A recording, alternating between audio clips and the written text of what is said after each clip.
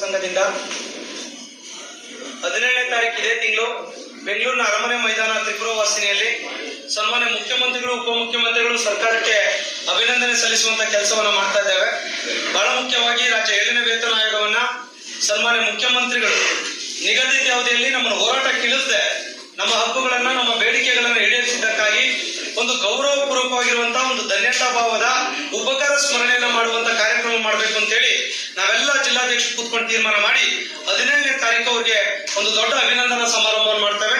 ಬಹುಶಃ ನಾವು ಬಹಳಷ್ಟು ವೇತನ ಆಯೋಗ ಸೌಲಭ್ಯಗಳನ್ನು ತಗೊಂಡಿದ್ದೇವೆ, ಅದೇ ಸನ್ಮಾನ ಮಾಡುವಂತ ಕೆಲಸವನ್ನ ಬಟ್ ನಾವು ಯಾಕೋ ಕಾರಣಾಂತರದಿಂದ ಹಿಂದೆ ಮಾಡ್ಲಿಕ್ಕೆ ಆಗಿಲ್ಲ. ಹಿಂದೆ ಬಹುಶಃ ಎಲ್ಲರೂ ಅಷ್ಟೇ ಕೆಲಸ ಆದ್ಮೇಲೆ ಮಾತಾಡೋದು ಕಡಿಮೆ ಮತ್ತು ಗೌರವಿಸೋದು ಕಡಿಮೆ ನಾವು ನೋಡ್ತಾ ಇರ್ತೀವಿ. ಬಹಳ ವಿಶೇಷ ಅಂದ್ರೆ ನಾವೀ ಬಾರಿ ತೀರ್ಮಾನ ಮಾಡಿ ಯಾರು ನಮಗೆ ಸಹಕಾರ ಮಾಡಿದ್ದಾರೆ, ನಮ್ಗೆ ಆದೇಶಗಳ ಮೂಲಕ ನ್ಯಾಯ ಕೊಟ್ಟಿದ್ದಾರೆ, ಅವ್ರು ಗೌರವಿಸಬೇಕು ಅಂತ ತೀರ್ಮಾನ ಮಾಡಿ 17ನೇ ತಾರೀಕು ಸನ್ಮಾನ್ಯ ಸಿದ್ದರಾಮಯ್ಯನವರು ಮುಖ್ಯಮಂತ್ರಿಗಳಿಗೆ ಉಪಮುಖ್ಯಮಂತ್ರಿಗಳಾಗಿರುವಂತಹ ಡಿ ಕೆ ಶಿವಕುಮಾರ್ ಅವರಿಗೆ ಒಂದು ದೊಡ್ಡ ಅಭಿನಂದನಾ ಸಮಾರಂಭವನ್ನು ಆಯೋಜನೆ ಮಾಡಿದ್ದೇವೆ.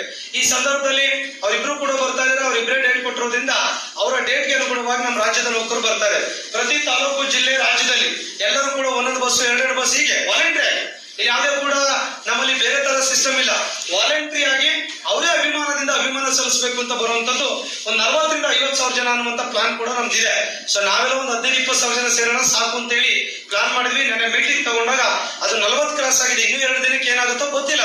ಸೊ ಇದು ನಾವು ತುಂಬಾ ಒತ್ತಡ ಆಗ್ತಾ ಇಲ್ಲ, ನಾರ್ಮಲ್ ರೇಂಜ್ ಅಲ್ಲಿ ಬರುವಂತ ಒಂದು ಫ್ಲೋ ಅನ್ನೋದನ್ನ ತಮಗೆ ಸ್ಪಷ್ಟಪಡಿಸಲಿಕ್ಕೆ ಬಯಸ್ತೇನೆ. ಯಾಕಂದ್ರೆ ಹೆಂಗೋ ಸರ್ಕಾರ ಒಂದಿನ ಓಡಿ ಕೊಟ್ಟಿದೆ, ಸೆಮಿನಾರ್ಸ್ ಇದೆ, ಮತ್ತೆ ಮುಂದಿನ ಡಿಮ್ಯಾಂಡ್ ಗಳ ಬಗ್ಗೆ ಕೂಡ ಸರ್ಕಾರದ ಮುಂದೆ ನಮ್ಮ ಶಕ್ತಿಯನ್ನು ತೋರಿಸಬೇಕು ಅನ್ನುವಂತ ಕಾರಣಕ್ಕಾಗಿ ಅಷ್ಟು ಜನ ಕೂಡ ಬರ್ತಾ ಇದ್ದಾರೆ. NPS OPS ಆಗ್ಬೇಕು, ಅದು ಕೂಡ ಡಿಮ್ಯಾಂಡ್ ಅನ್ನ ಮತ್ತೊಮ್ಮೆ ಸರ್ಕಾರದ ಮುಂದೆ ಇಡೋದು, ಹೆಲ್ತ್ ಸ್ಕೀಮ್ ಜಾರಿಗೆ ತರಬೇಕು, ಮತ್ತೆ ಶಿಕ್ಷಕರ C&R ತಿದ್ದುಪಡಿ ಬಗ್ಗೆ ವಿಚಾರನ ಕೂಡ ಗಮನ ಇಟ್ಕೊಂಡು ಮಾಡುವಂತದ್ದು. ಇದು 12 ಗಂಟೆ ಒಳಗೆ ಈ ಸೆಮಿನಾರ್ ಬಗ್ಗೆ ಕೂಡ ಮಾತನಾಡುವಂತದಕ್ಕೆ ನಮ್ಮ NPS ಬಗ್ಗೆ ರಾವತ್ ಅಂತ ಹೇಳಿ ನ್ಯಾಷನಲ್ ಪ್ರೆಸಿಡೆಂಟ್ ಬರ್ತಾ ಇದ್ದಾರೆ. ರಾಷ್ಟ್ರ ಮಟ್ಟದಲ್ಲಿ NPS ಸಾಧಕ ಬಾಧಕಗಳು ಮತ್ತೆ ಸಾಧ್ಯತೆಗಳು ಯಾವ್ಯಾವ ರಾಜ್ಯದಲ್ಲಿ ಏನೇನು ಮಾಡಿದ್ದಾರೆ ಅದ್ರ ಬಗ್ಗೆ ಅವರು 1 ಗಂಟೆ ಕೂಡ ಅವ್ರು ಮಾತನಾಡಲಿದ್ದಾರೆ. ಅದಾದ ನಂತರ ನಮ್ಮ ರಮೇಶ್ ಸಂಘ ಅಂತೇಳಿ ಅವ್ರು ಕೂಡ ಸ್ಟೇಟ್ NPS ಪಾಲಿಸಿ ಬಗ್ಗೆ ಮಾತಾಡ್ತಾರೆ. ಅದಾದ ನಂತರ ನಿವೃತ್ತ ಸರ್ಕಾರದ ಉಪ ಕಾರ್ಯದರ್ಶಿ ಈ C&R ಟೀಚರ್ ಮನೆ ಸ್ಟ್ರೈಕ್ ಎಲ್ಲ ಮಾಡ್ತಾ ಇದ್ರು ಶಿಕ್ಷಕರುಗಳು, ಅವರ ವಿಚಾರಕ್ಕೆ ಸಂಬಂಧಪಟ್ಟಂತೆ ರೂಲ್ಸ್ ಯಾವ ರೀತಿ ಮಾಡಬೇಕು, ಏನ್ ಸರ್ಕಾರಕ್ಕೆ ಸಲಹೆ ಕೊಡಬೇಕು ಅನ್ನುವಂತ ಸೆಮಿನಾರ್ ಕೂಡ ಮಾಡ್ತಾರೆ. ಅದಾದ ನಂತರ 12 ಗಂಟೆಗೆ CM ಅವರು DCM ಬರ್ತಾರೆ. ಆಸ್ ಯೂಶುವಲ್ ಕಾರ್ಯಕ್ರಮ ಎಲ್ಲ ಕೂಡ ನಡೀತದೆ. ಸೊ ಈ ಒಂದು ಪ್ಲಾನ್ ಅನ್ನ ನಾವು ಇಟ್ಕೊಂಡು ಇವತ್ತು ಇವೆಂಟ್ ಅನ್ನ ನಾವು ಮಾಡ್ತಾ ಇದ್ದೇವೆ. ಈ ಕಾರ್ಯಕ್ರಮಕ್ಕೆ ಸರ್ಕಾರ ಒಂದು ದಿನ OD ಫೆಸಿಲಿಟೀಸ್ ಕೂಡ ಕೊಟ್ಟಿದೆ, ತಮ್ಮ ಪತ್ರಿಕೆನಲ್ಲಿ ಕೂಡ ಬಂತು. ಅದು ಒಂದು ದಿನ ರಜೆ ಅಲ್ಲ, ಯಾರು ಭಾಗವಹಿಸುವಂತವರಿಗೆ ಮಾತ್ರ ಆ ಸೌಲಭ್ಯ ಅನ್ನೋದು ಹೇಳಿದೆ. ಹಾಗಾಗಿ ನಾವು 6 ಲಕ್ಷ ಜನನು ಭಾಗವಹಿಸಿಲ್ಲ, ಅದು ಕೂಡ ತಮ್ಗೆ ಗೊತ್ತಿಲ್ಲ. ಮತ್ತೇನೋ ಶಾಲಾ ಕಾಲೇಜ್ ಕಚೇರಿ ಬಿಟ್ಟು ಅಷ್ಟು ಬರೋದಿಲ್ಲ. ನಾನು ಹೇಳಿದ್ನಲ್ಲ 50,000 ಜನ ಅಂತ ಹೇಳಿದ್ರೆ ಒಂದು 20% ಇಲ್ಲ. ಸೊ ಅಷ್ಟೊಳಗೆ ನಾವು ಬರುವಂತ ಸಂಖ್ಯೆ ಅಷ್ಟೇ.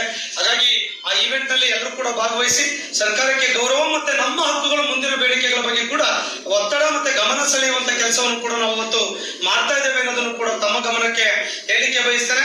ಇದೊಂದು ನಮ್ಮ ಸಂಘಟನೆಯಲ್ಲಿ ಐತಿಹಾಸಿಕ ಕಾರ್ಯಕ್ರಮ. ಈ ತರದ ಕಾರ್ಯಕ್ರಮ ನಾವು ಯಾವಾಗಲೂ ಕೂಡ ಹೋರಾಟ ಬೇಡಿಕೆಗಳಿಗೆ ಲಕ್ಷಾಂತರ ಜನ ಸೇರಿ ಸ್ಟ್ರೈಕು ಧಿಕ್ಕಾರಗಳಿರ್ಬೋದು ಅಥವಾ ಬಂದ್ ಮಾಡೋ ವ್ಯವಸ್ಥೆಗಳನ್ನ ನಾವು ಮಾಡ್ತೀವಿ. ಬಟ್ ಈಗ ಅಭಿನಂದನೆ ಸಲ್ಲಿಸೋದು is the first time in associate. ಬಹುಶಃ ನಿಮ್ಗೆ ಕೂಡ ಗೊತ್ತಿದೆ, ಯಾರ್ಯಾರು ತಗೊಂಡಾಗ ಈ ಮಟ್ಟಕ್ಕೆ ಯಾರು ಮಾಡ್ಲಿಕ್ಕೆ ಸಾಧ್ಯ ಇಲ್ಲ. ಆ ಒಂದು ದೊಡ್ಡ ಮಟ್ಟಕ್ಕೆ ಕೂಡ ಈ ಕಾರ್ಯಕ್ರಮವನ್ನು ನಾವು ರೂಪಿಸಿದ್ದೇವೆ ಅನ್ನೋದನ್ನ ಹೇಳಿ ಬಯಸ್ತೇನೆ. ತಾಲೂಕು ಜಿಲ್ಲೆ ರಾಜ್ಯದಿಂದ ಹೆಚ್ಚಿನ ಸಂಖ್ಯೆಯ ನೌಕರು ಕೂಡ ಇವೆಂಟ್ ಅಲ್ಲಿ ಭಾಗವಹಿಸ್ತಾ ಇದ್ದಾರೆ. ಸೆಮಿನಾರ್ ಕೂಡ ಇದೆ, ಸೊ ಅಭಿನಂದನೆ ಕೂಡ ಇದೆ. ಇದು ನಮ್ಮ ಅಭಿಮಾನದ ಅಭಿನಂದನೆ, ಯಾರೋ ಆರ್ಟಿಫಿಷಿಯಲ್ ಆಗಿ ಮಾಡೋದಲ್ಲ, ನಮ್ಮ ಅಭಿಮಾನದಿಂದ ಅಭಿನಂದನೆ. ಅಂದ್ರೆ ಪ್ರತಿಯೊಬ್ಬ ನೌಕರನು ಕೂಡ ಅಂತಃಕರಣದಿಂದ ಈ ಅಭಿನಂದನೆ ಸಲ್ಲಿಸಬೇಕಂತ ಹೇಳಿ ತೀರ್ಮಾನವನ್ನ ತೆಗೆದುಕೊಂಡಿದ್ದಾರೆ ಅನ್ನೋದನ್ನ ಹೇಳಿ ಬಯಸ್ತೇನೆ. ಮತ್ತೆ ಅವತ್ತಿನ ದಿವಸ 17ನೇ ತಾರೀಕು ಸಂಜೆ ಕಂಠೀರವ ಕ್ರೀಡಾಂಗಣದಲ್ಲಿ 3 ದಿನ ರಾಜ್ಯ ಮಟ್ಟದ ಸರ್ಕಾರಿ ನೌಕರ ಕ್ರೀಡಾಕೂಟ ಇದೆ. 11,000 ಜನ ಭಾಗವಹಿಸ್ತಾರೆ. ಅಲ್ಲಿ ಕ್ಯಾಪ್ ಇರ್ಬೋದು, ಟ್ರ್ಯಾಕ್ ಶೂಟ್, ಅಟೆಂಡೆನ್ಸ್, ಒಳ್ಳೆ ಊಟ, ಈ ತರದೆಲ್ಲ ತುಂಬಾ ಟ್ರೋಫಿ, ಮೆಡಲ್ಸ್, ಬ್ಯಾಗ್, ಈ ತರದೆಲ್ಲ ಭಾಗವಹಿಸುವಂತ ನೌಕರಿಗೆ ಕೂಡ ಕೊಡಮಾಡುವಂತ ಕೆಲಸವನ್ನು ಕೂಡ ಮಾಡ್ತಾ ಇದ್ದೇವೆ. ಅಂದ್ರೆ 2 ದಿನ ಬೇಡ, ಅವತ್ತೇ ಮಾಡ್ಬೇಕು ಅಂತ ಹೇಳಿ ಯೋಚನೆ ಮಾಡಿ ಅದನ್ನು ಕೂಡ ಬೆಂಗಳೂರಿಗೆ ಅದನ್ನು ಶಿಫ್ಟ್ ಮಾಡಿ ಮಾಡ್ತಾ ಇದ್ದೇವೆ. ಸೊ ಅದು ಕೂಡ ಒಂದು ದೊಡ್ಡ ಇವೆಂಟ್. ಬೆಳಗ್ಗೆ ಒಂದು ದೊಡ್ಡ ಸಂಖ್ಯೆಯಲ್ಲಿ ಇರುತ್ತೆ, ಸಂಜೆ ಇರುತ್ತೆ, ಮತ್ತೆ 2 ಡೇಸ್ ಕೂಡ ಆ ಇವೆಂಟ್ ಬೆಂಗಳೂರಿನಲ್ಲಿ ಕೂಡ ನಡೀತಾ ಇದೆ. ಈ 2 ರಾಜ್ಯ ಮಟ್ಟದ ಕ್ರೀಡಾಕೂಟಕ್ಕೆ ಕೂಡ 3 ದಿನ OD ಇದೆ. ಸೊ ಹಾಗಾಗಿ ಈಗಾಗಲೇ ಜಿಲ್ಲೆಯಲ್ಲಿ ಆಯ್ಕೆ ಆಗಿರೋ ರಾಜ್ಯಕ್ಕೆಲ್ಲ ಬರ್ಲಿಕ್ಕೆ ಆನ್ಲೈನ್ ಮೂಲಕ ರಿಜಿಸ್ಟ್ರೇಷನ್ ಇವತ್ತು 11,000 ಜನ ಎನ್ರೋಲ್ ಮಾಡ್ಕೊಂಡಿದ್ದಾರೆ. ಅದು ಹೆಂಗಾಗಿದೆ. ಸೊ ಅವ್ರಿಗೆಲ್ಲರೂ ಕೂಡ ಗೌರವದಿಂದ ಕ್ರೀಡೆ ಮತ್ತು ಸಾಂಸ್ಕೃತಿಕ ಸ್ಪರ್ಧೆಗಳಲ್ಲಿ ಭಾಗವಹಿಸಲಿಕ್ಕೆ ಎಲ್ಲ ಅವಕಾಶಗಳನ್ನು ಕೂಡ ನಾವು ಮಾಡ್ತೇವೆ. OPS ಗೆ ಸಂಬಂಧಪಟ್ಟಂತೆ ಮುಖ್ಯಮಂತ್ರಿಗಳಿಗೆ ಅನುಮೋದನೆ ನೀಡಿದ್ದಾರೆ. 3 ರಾಜ್ಯಗಳಿಗೆ 3 ರಾಜ್ಯಗಳಿಗೆ ಭಾರತೀಯ ಆಡಳಿತ ಸೇವೆಯ 3 ಜನ ಅಧಿಕಾರಿಗಳನ್ನ ನಿಯೋಜನೆ ಮಾಡಿ ಅಲ್ಲಿಂದ ಒಂದು ತಿಂಗಳ ವರದಿಯನ್ನು ತಗೊಂಡ್ಬಂದು ಸರ್ಕಾರಕ್ಕೆ ಕೊಟ್ಟು ಅದನ್ನ ಸಚಿವ ಸಂಪುಟದ ಮುಂದೆ ಮಂಡಿಸಿ ಅದನ್ನು ಜಾರಿಗೊಳಿಸುವಂತ ತೀರ್ಮಾನ ಮಾಡ್ತೇವೆ ಅಂತ ಹೇಳಿ ಮುಖ್ಯಮಂತ್ರಿಗಳು ನಮಗೆ ಭರವಸೆ ಕೊಟ್ಟಿದ್ದಾರೆ. ಹಾಗಾಗಿ ಆ ವಿಚಾರಕ್ಕೆ ನಮ್ಮ ಸಹಮತಿಯನ್ನು ಕೂಡ ನಾವು ಸೂಚಿಸಿದ್ದೇವೆ. ಇಷ್ಟೇ ದಿವಸ ವೇಟ್ ಮಾಡಿದ್ದೇವೆ, 1 or 2 months ವೇಟ್ ಮಾಡ್ಲಿಕ್ಕೆ ಆಗೋದಿಲ್ಲ ಅಂತ ಹೇಳಿ ತೀರ್ಮಾನ ಮಾಡಿ ಬಹುಶಃ ಇವತ್ತು ಸಂಜೆ ಅಧಿಕೃತವಾಗಿ ಸರ್ಕಾರದಿಂದ ಆದೇಶ ಹೊರಗೆ ಬೀಳುವಂತ ನಿರೀಕ್ಷೆ ಕೂಡ ಇದೆ. ನೆನ್ನೆ ಕೂಡ ನಾನು ಫೈನಾನ್ಸ್ ಡಿಪಾರ್ಟ್ಮೆಂಟ್ ಅಲ್ಲಿ ಫಾಲೋ ಅಪ್ ಮಾಡಿದ್ದೇನೆ. ಆದೇಶ ಹೊರಗೆ ಬಿದ್ದ ಮೇಲೆ ಆ ಕೆಲಸ, ಆ ರಿಪೋರ್ಟ್ ಬಂದ ಮೇಲೆ ಮತ್ತೆ ಅದನ್ನು ಜಾರಿಗೊಳಿಸುವಂತ ವಿಚಾರದಲ್ಲಿ ಸಂಘ ಆಗ್ರಹ ಮತ್ತೆ ಒತ್ತಡವನ್ನು ಸರ್ಕಾರದ ಮೇಲೆ ಹಂತವಾಗಿ ಮಾಡಿ ಆ NPS OPS ಬೇರೆ ರಾಜ್ಯದಲ್ಲಿ ಏನಾಗಿದೆ ಅದನ್ನು ಮಾಡ್ಲಿಕ್ಕೆ ನಾವು ಪ್ರಾಮಾಣಿಕ ಪ್ರಯತ್ನವನ್ನು ಮಾಡ್ತೇವೆ. ರಿಕ್ರೂಟ್ಮೆಂಟ್ ಅನ್ನೋದು 2,65,000 ಹುದ್ದೆ ಇವತ್ತಿಗೆ ಖಾಲಿ ಇದೆ ಸರ್. ಇವತ್ತು 5,12,000 ಜನ ಕೆಲಸ ಮಾಡ್ತಿದ್ದಾರೆ. ಒತ್ತಡ ತುಂಬಾ ಇದೆ ಸರ್. ಇಷ್ಟು ಒತ್ತಡ ಇದ್ರೂ ಕೂಡ ಕರ್ನಾಟಕ ಎಲ್ಲ ಅಭಿವೃದ್ಧಿಯಲ್ಲೂ ಟಾಪ್ ಇದೆ, ಟಾಪ್ 5 ಒಳಗಿದೆ. ಅದು GST ಕಲೆಕ್ಷನ್, ಗ್ರೋತ್ ರೇಟ್ ಇರ್ಬೋದು, ಡೆವಲಪ್ಮೆಂಟ್ ಅಲ್ಲಿ ಇರ್ಬೋದು, ಎಫಿಷಿಯನ್ಸಿ ಇರ್ಬೋದು. ಬಟ್ ಇಷ್ಟಿದ್ರು ಕೂಡ ಸರ್ಕಾರ ಮತ್ತೆ ಅವ್ರ ಮ್ಯಾನಿಫೆಸ್ಟೋದಲ್ಲಿ ಹೇಳಿದೆ ಪ್ರತಿ ವರ್ಷ 1 ಲಕ್ಷ ನೇಮಕಾತಿ ಮಾಡ್ತೀವಿ ಅಂತೇಳಿ. ಬಹುಶಃ ಅನ್ಕಂಡಷ್ಟು ಮಟ್ಟಿಗೆ ಆಗ್ತಾ ಇಲ್ಲ. ನಮ್ದು ಇವತ್ತಿನ ಡಿಮ್ಯಾಂಡ್ ಇದೆ.